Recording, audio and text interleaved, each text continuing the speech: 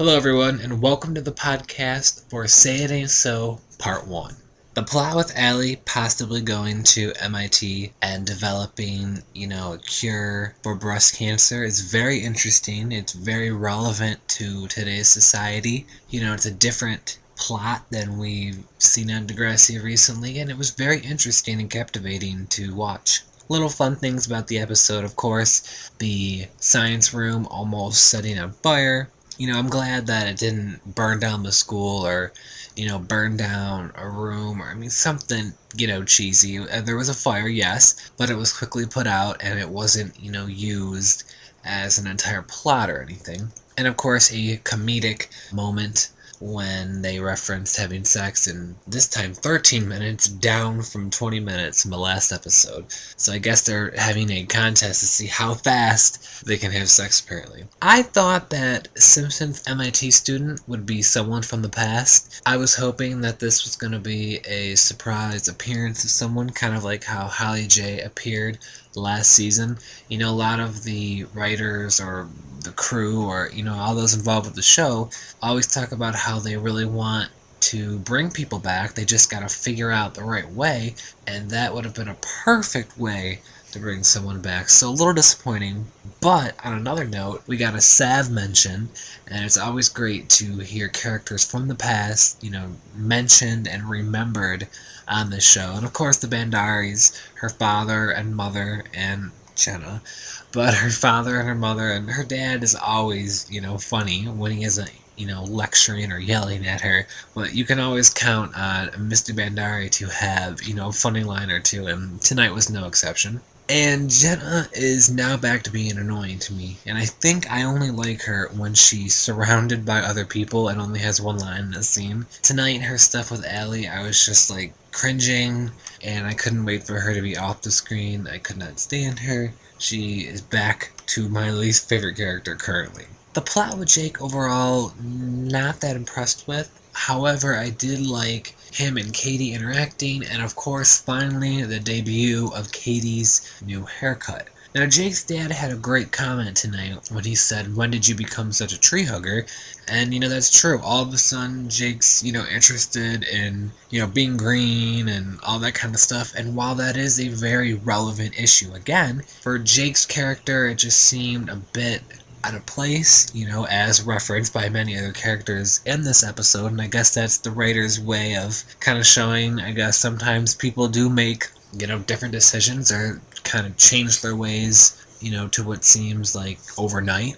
It wasn't that it was a boring plot, quite the opposite. It was interesting. It was just for his character, I don't know if he should be the one, going about said thing, but I did really like the Jake and Katie interactions, and it's funny because tonight, as the main credits are rolling, and you see Jake and Katie together in the main credits, I was thinking, I can't wait until we see them together. Hopefully this isn't a case of when you see something in the main credits and it doesn't play out in the final episodes, because as Steven Stone said, sometimes when they're filming the credits, obviously, they plan for things to take place that don't actually happen or switch at the last minute. So luckily, we are getting Jake and Katie together, and I can't wait to see, them building and working on the projects. The thing on the roof seems to be really cool and a really cool idea. And of course, we get to see the roof again, which we haven't seen in quite a while, so that is certainly great as well.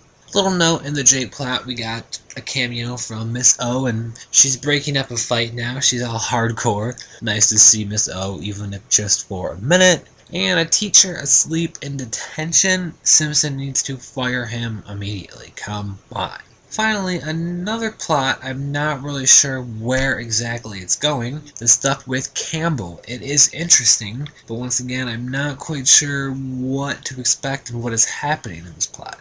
But the one thing I did really like was the incorporation of Bianca in the plot and not just some random girl at the mall. When you have so many characters on this show, it's important to use them as often as possible, and the writers took advantage of using someone like Bianca, who would work perfectly in this scene. And I guarantee you, if they hadn't used Bianca, I would bring up that they should have used Bianca, because she was the perfect character for this scene. Campbell is great. The actor who plays him is fantastic as well.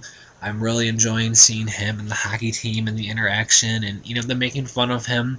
And they're making fun of him kind of as an acceptance thing. He kind of takes it as bullying, but that is how people do act, whether it's the right or wrong thing to do.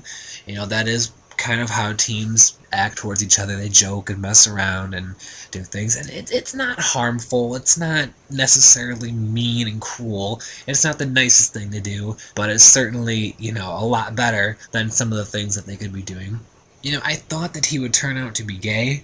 I'm still thinking that's a possibility, but I don't know. I'm not quite sure. All in all, this episode to me was, it was average. There were a lot of good moments, but the plots to me didn't fully connect.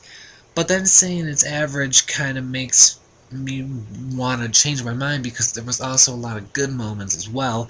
I really have to see part 2 to see how things play out. If Allie will be pregnant or not, I don't know what to expect from that. I'm kind of thinking they're not going to go the pregnancy route, but I'm not sure. I'm thinking maybe she has breast cancer. How ironic would it be she's working on the cure and she's developing it? I don't know, if that's a reasonable thing to expect, but that could be something that happens as well.